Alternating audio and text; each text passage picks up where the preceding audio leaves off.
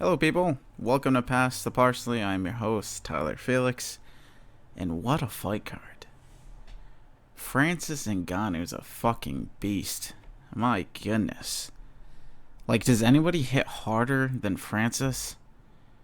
Oh my god, it's scary. It's honestly terrifying, which I know is either the post fight or during the broadcast that they were saying that Francis has the hardest punch in recorded history. So out of anybody that they've checked their punching power, like scientifically, like I don't know who's been checked or anything like that, but supposedly Francis has the hardest punching power in the history of combat sports, which honestly wouldn't shock me. I mean, it there is nobody that has the touch of death like Francis. You just have to fuck up once, and then the fight's done. You are fucked. You are utterly fucked. You're cucked and fucked. And that is exactly what happened. And I was completely wrong because my bets, I bet on Stipe, which looking back was not. I don't mind it because judging off of their first fight and Stipe was the underdog, it made sense. But man, Francis has improved so much. The whole pre-fight thing where Francis said that, oh, I'm a completely different fighter now. Like, I look back and I don't even know who the fuck that guy is, right? I'm not that man. I'm a completely different fighter now. And everybody says that, right? I mean, every fighter says that. But with Francis, it was definitely true. It was definitely true because, which makes sense because Francis has only been it's been 8 years since Francis first stepped foot in a gym. 8 years. That's it. Which is insane. So then that means when he fought Stipe, he had only been training for like 5 years. Which is fucking insane. Because you hear that with other guys, but most of the time it's because they come from wrestling or they come from judo or they come from kickboxing or something like that, where they could pick it up relatively quickly and then 4 or 5 years be at a high level. But Francis, that wasn't the case. This man had no experience in fighting at all. And after 4 years or 5 years was fighting Stipe, the greatest heavyweight of all time. And that inexperience really showed in that first fight. But the second fight, man, oh my god. Stipe, it was just insane, man. Stipe shot in, and Francis stuffed it well. Then not only that, but after that, he took Stipe down. Took Stipe down, got his back, and was pummeling him from his back. And then Francis got a little too confident and then shot in again. And Stipe stuffed that shot. But Francis showed that his wrestling has improved so much. And that was really the big question mark because wrestling is the hardest skill to learn out of any combat sport, right? Because I feel like it relies a lot on just muscle memory and just building up just that muscle memory, right? And but Francis, man, he has improved leaps and bounds since that last fight, man. And granted, Stipe only shot in once, right? And because you stuff one takedown doesn't mean that you're a great wrestler now, right? So, I mean, his wrestling was tested and he passed that test. But we still don't know if a guy like Jones can grind Francis out, right? Because a guy like Jones, I don't see Jones going in for that shot, then not getting it, and then not going back in, right? Jones is a chain wrestler. So still interesting to see how Francis will adapt against like a guy like Jones, but he could not have looked better. I mean, Francis could not have looked better. And he dropped Stipe. Well, it was kind of like a half drop, half stumble, right? And then got rocked, pressed him, and then Stipe fires back with a huge counter, cracks Francis, which I think fucked Stipe because Stipe was hurt. He was going back, then he cracked Francis. Then after that, you can see Stipe was like, oh shit, like I just cracked him. And then he started moving forward, threw a fucking hook, and then Francis with that lead hook. Like, lead hooks are so devastating.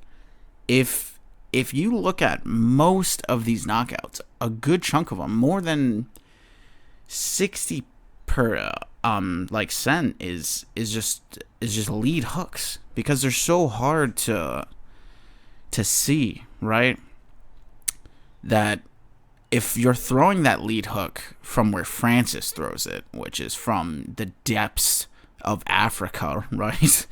Like, this dude throws it from his fucking hip. So by the time you see that hook, it's at your face. And it's the punches that you don't see that really hurt you, right? And I like what first comes is Bisping against Rockhold, right? I mean, he caught him with that lead left hook. And it's because Luke Rockhold drops his shoulder, right? So he couldn't see that left hook until it was over his fucking shoulder. And then by that time, he was already rocked. He was already fucked up, right? So it's like, those lead hooks are so devastating. And with a guy like Francis, you don't really need that much power, especially when a guy is coming in forward. Which, if you see what that knockout punch was, Francis was throwing that left hook to set up that right hand. But then he knocked him out with, like, the fucking left. And then, you know, the right was just swinging at fucking air. So it's beautifully timed, beautifully set up. Francis was so patient. He really just lived up to the hype in every way possible, right? He looked phenomenal.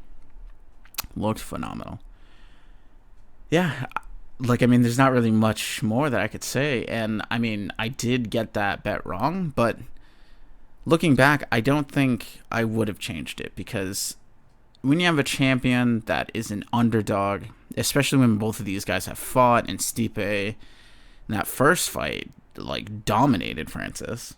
So, looking back, logically, I'm not upset that I made that bet. I probably wouldn't change it if I could go back. Like, so you fucking win some and you fucking lose some. But last week, I broke a rule. A solid rule that I have is to not bet on fighters. And there's a reason. And this week, I proved why. Because I picked Stipe, and I picked this next fight, Tyron Woodley. Tyron Woodley, man. Tyron Woodley was looking so good, man. We finally got that old Tyron back. We got the old Tyron that's a goddamn bull, right? That if you slip up for a second, if you don't block any of those shots, it's game over, right? And he was looking so good, and then he got cracked. And then he made the mistake that actually GSP did against Matt Serra, right? Where it's like, you get rocked and then you stumble back, that instead of kind of just circling and getting, you know, your faculties back and, like, your wits, they try to gauge, which I can see why, right? Because if you're a Tyrant and you're rocked and you have a beast like Vicente that's swarming you, like, one of the only ways you can stop that is by cracking him back, right? So I think that's what Tyrant's mindset was, but it was leaving him open. And, like, he got rocked, and he was pretty rocked. And then as Vicente was coming in, he threw a knee, which I feel like that was obviously not the right move. He should have definitely just covered up and circled out. But, he tried to counter him with that knee when he came in, and it didn't work. And Vicente went over the fucking knee, cracked Tyrant, and then that was just kind of like the end there. Like, and Vicente just swarmed him. Recall if it was a knockdown or if they just kind of fell. Like, I forgot, but it ended up with Vicente with a nice dart stroke, which Tyron had to tap twice because of where that referee was. Like, if you go back and watch it, as he was in that choke, he was tapping with his bottom hand on his butt, but the ref didn't see it, so it kept on going. Then he had to tap, with his opposite hand, and then that's when the actually ref saw it. But it was kind of upsetting, right? Because I love Tyron, and Tyron was a great champion. He was one of the best welterweights in MMA history, right? And he gets a lot of hate. He gets a lot of flack, but don't get it twisted. Tyron Woodley is one of the greatest welterweights ever, right? And we saw glimpses of that old Tyron, and it was very hopeful, right? Because as I was watching it, I was like, yes, the old Tyron's back, the old fucking Tyron's back, let's go.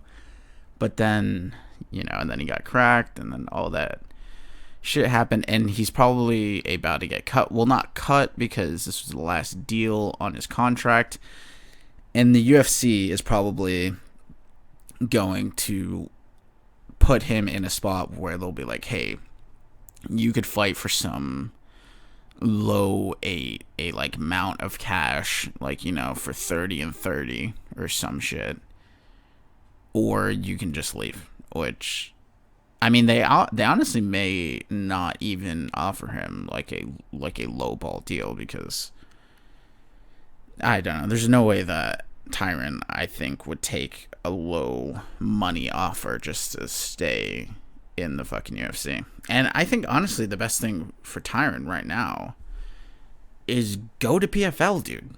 Run through that fucking weight class, right? Just win the fucking title, win a fucking $1 million, and bada bing, bada boom, right? Because if you look at the top guys in this weight class, he's probably not going to be Usman. He's probably not going to be Burns. He's probably not going to be Colby, right? If they were to fight again, if he were to fight Vicente, I mean, I think he would have a good chance to win that fight, because he was doing really good, but then just got cracked. So I definitely think he can compete, but do I think he could dominate that weight class like he did, for the 3 years or for the 4 years? Like, I forgot how long he had that belt for, but I don't think that Tyron could hit that peak with the talent that's in the weight class currently. But in PFL, that's a completely different story, because they have Rory, but then outside of that, they really have nobody. So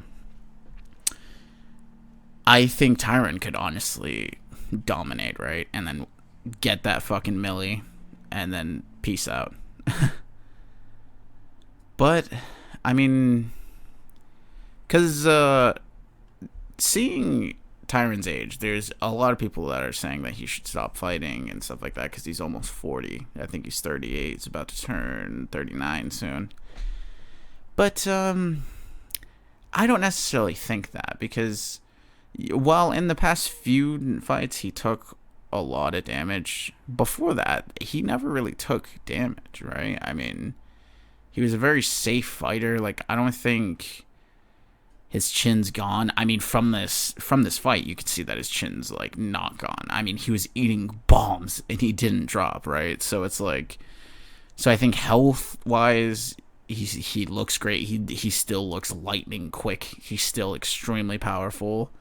So I don't think that he should stop fighting. And based off of he either made a Instagram or like a Twitter, but he put a post pretty much saying that he doesn't regret how he fought and how he's essentially not done fighting and how he just got cracked, which thank God, because I was kind of scared that Tyron after this fight would be like, oh, this is why I shouldn't fight, like recklessly, because I can lose. I need to go back to like fighting safe, because I don't think Tyron should go back to, like, he just got cracked, but I think the way that he was fighting is his best chance to win, right?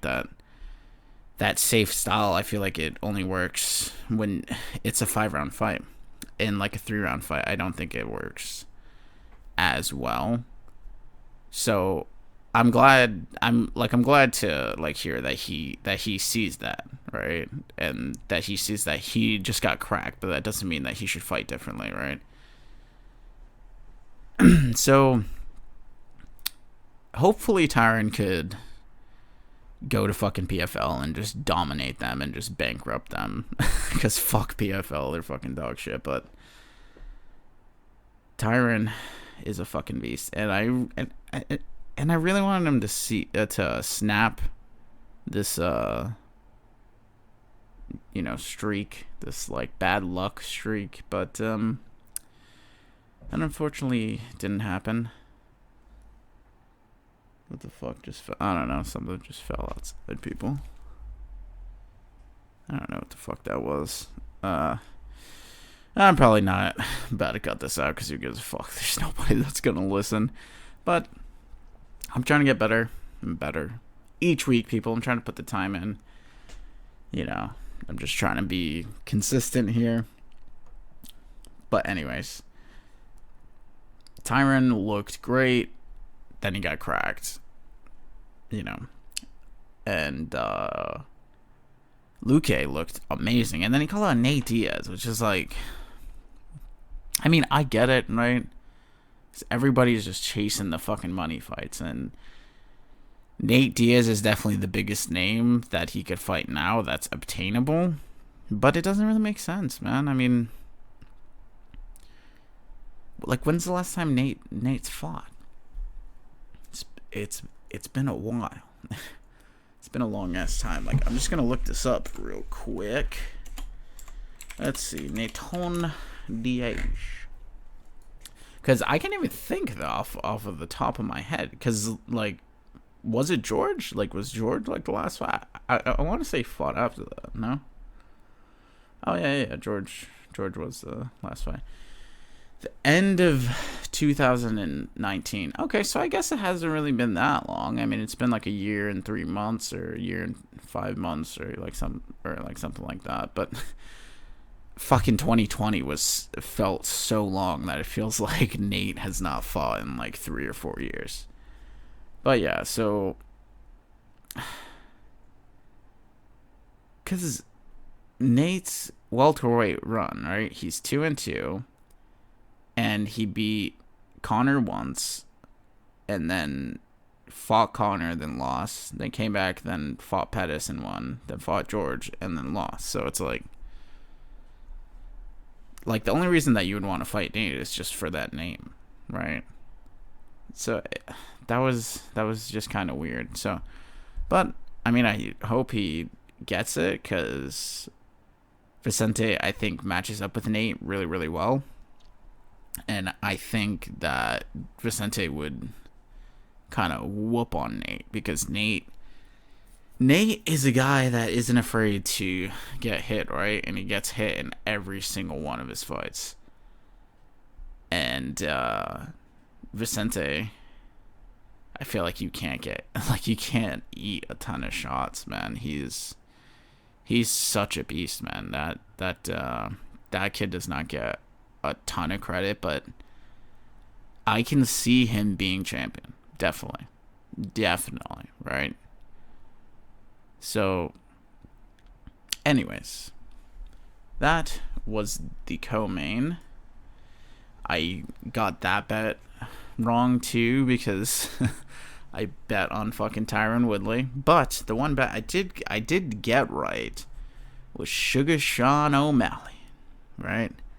I bet for that fight to go past a round and a half, and it almost didn't. Like, if Sean O'Malley got that fucking walk-off KO, then this bet would have not worked, but excuse me. But he didn't bounce, and oh my god, like, Thomas Almeida, man. That dude has a crazy chin. He was eating some fucking bombs. Like, it was insane. And Sean looked very, very good. But I think he still didn't prove that his durability is good. Because his legs were fucked up. I mean, he, like, afterwards, he said that, oh, you know, I proved all of the haters wrong, you know, that, like, my foot's fine, and, like, blah, blah, blah. But then he was saying that his shins were fucked up and that his shins really hurt. So it's like, okay, this kid has a fucked up knee, he has fucked up shins, and he has fucked up feet. Like, this kid's legs are, like, I don't see. It seems every fight, like, this kid has a problem with his fucking legs. Which I could see why. He's a very thin guy and has a lot of power and throws a lot of kicks. So that is susceptible to getting your fucking legs really fucked up, right? And I think that that's the case with Sean. So Sean called out Cruz, or Cruz called out Sean, like, I forgot what, but that fight makes sense. I feel like that's probably the next fight that they'll do. It's a huge step up for Sean. And I would really like to see that fight because Cruz is a very smart fighter. So I feel like he's going to kick Sean's leg like a million fucking times. Because I feel like Sean has laid out that game plan, that's how you beat him. You just calf kick him fucking 50 times. And then the fight's done, right? Which Thomas, I would love to see more of that, and he threw a couple, but Sean was very good at checking them.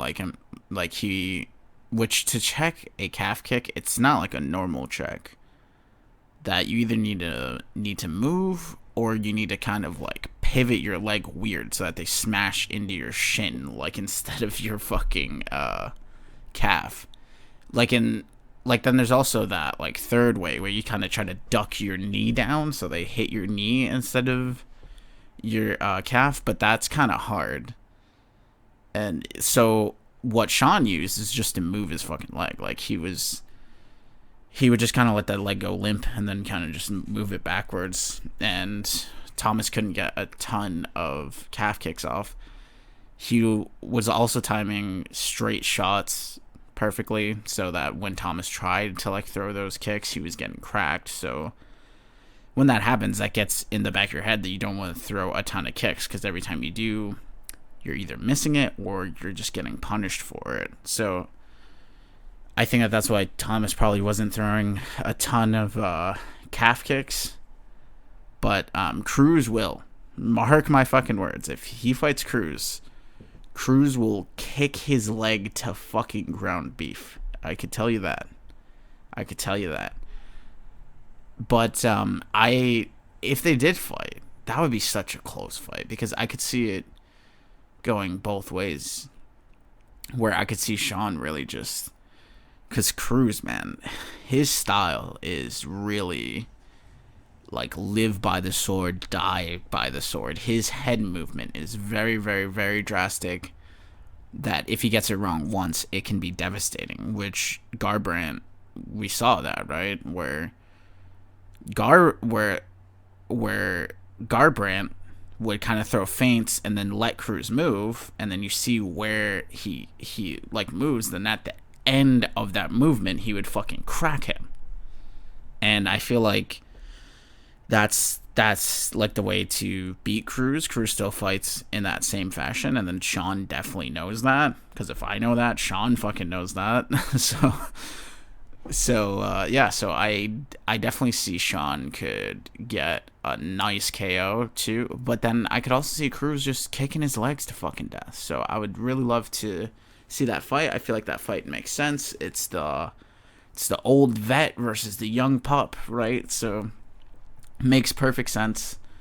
Book that fight. Let's fucking do it. Now, besides for those three fights, let's see here. Let's I'll look at my notes. Okay, first of all, representing Massachusetts, which I'm from Mass, right? And representing Mass was Fabio Charant.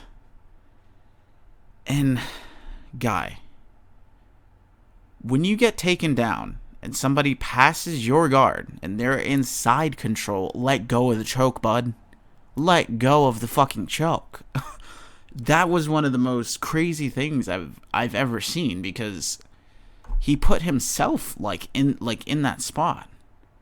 There's a reason why this choke is so rare.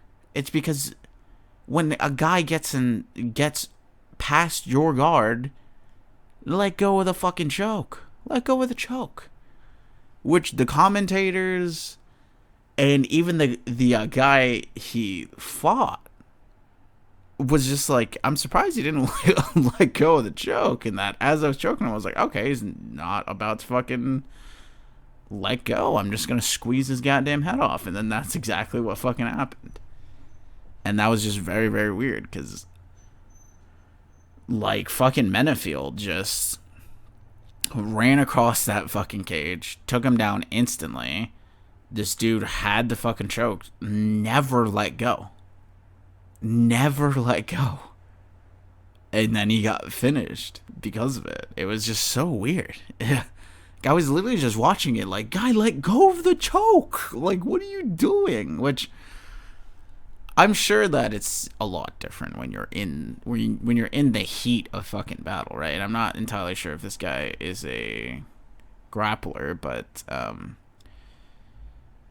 when a guy passes your guard and is inside control, there is no benefit to holding on to his head. There's literally none.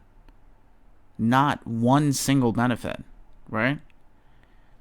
Because all you're doing is you're setting up that Von Flue choke, which it's the Saint Preux choke now. I mean, like it should be. So he's setting up that Saint Preux choke, or you're just locking yourself in place so that you can't move, because it's way past the like days where a guy could pass the guard and you have that choke and you could hold it still, then get him back into guard. That almost never fucking happens, because guys are too good. And really, once you get past that guard, if like you just stay heavy, it's really hard to get that guard back, unless if you're a very experienced grappler. So that was just a very weird fight. It was a weird ending. It was a weird joke. That was just very strange. Let's see here. So besides that, there wasn't a ton of standouts, but who did look good was the Aussie, Jamie Mullarkey. Aussie, oi. He looked great, man.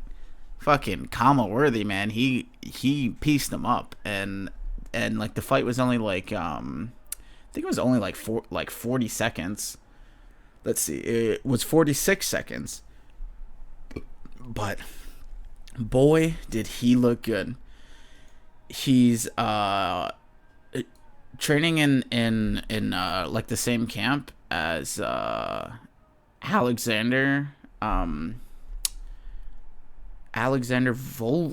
Volkanovski. Sorry, I'm stuttering here, but yeah, but he trains at the same camp with Volk. He was on a 2-fight losing streak. Snapped it, got a nice KO against a good fighter too, because Kama is very streaky. I mean, he's definitely lost some fights, but like before. So he lost his last fight, but before that, he was on a big streak, right? I think he won, let's see, 3, 6, 7 fights straight. So Kama is a legit guy, and Jamie Malarkey, damn, from Australia, mate, got the fucking left hook on him. The fucking left hook. And if I recall off the top of my head, that was a lead hook. Which is what I'm saying, people. Those lead hooks are fucking deadly. Lead hooks are deadly. Which, what is meta now is calf kicks and lead hooks, because those are the two most effective strikes in the sport. Where if you think differently, name me 2 strikes that are better. That lead hook is devastating. That calf kick is devastating. So, for any fighters that are out there, I mean, I have 2 fucking listeners, so I know that there's going to be 0 fighters listening. But train that lead hook, baby, because like if you get a nice lead hook, oh, it's such a deadly weapon to just add to your arsenal, right? But anyways, people, that was the podcast. I don't really have much else to say. Oh, I could talk about the Jones thing quickly. Oh, the John Jones. It was just a weird thing, because Jones was like, "Yeah, Francis, let's fight, let's go, but I need to be paid more though. I really want to fight you, but you're gonna have to pay me more," which I can understand where he's coming from, but it's like, I don't know, it's just weird to just lead it off with, "Yeah, dude, let's go," and then, wait, before that, I need money. It's like, okay. Which Dana, by his tone, was just like, "Yeah, no. So you can take the fight, or we're gonna book him versus Derek Lewis. That's it. We're not gonna do this back and forth." So, which I'm sure that they're willing to like pay him more. It just depends what he's asking. If I recall off the top of my head, like Jones already went through this same thing, and I think he was making like $7 million, and he was asking for like $10 million. And then, like, they said no. So, I assume that that's probably what he wants still. So, he probably wants that, like, $10 fucking million range.